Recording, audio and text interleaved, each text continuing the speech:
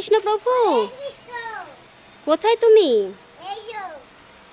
আজকে ভ্রাজিষ্ণু একটা অর্কিড হাউসে এসেছে।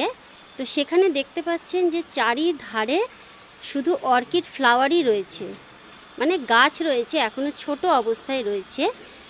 তো এই গাছগুলোই আগামী দিনে খুব সুন্দর সুন্দর অর্কিড ফ্লাওয়ার দেবে। দেখুন দু একটা জায়গায় হয়েওছে। আপনাদের যদি কারুর নিতে ইচ্ছা করে যে গাছ, আপনারা অর্কিড গাছ বাড়িতে লাগাবেন, তাহলে অবশ্যই এখান থেকে আপনারা সংগ্রহ করতে পারেন। খুবই সুন্দর। এছাড়া অনেক রকমের ফুল গাছ রয়েছে, কিন্তু সাধারণত এখানে অর্কিডটাই বেশি চাষ হচ্ছে। একদম বাড়ির ছাদে বাগানের মতো করা রয়েছে, সেখানেই আপনার অর্কিডের চাষ হচ্ছে। পুরো ছাদ জুড়েই কিন্তু এরকম সুন্দরভাবে অর্কিডের চাষ করা হয়েছে, তাই তো ভ্রাজিষ্ণু? হরে কৃষ্ণ। হরে কৃষ্ণ।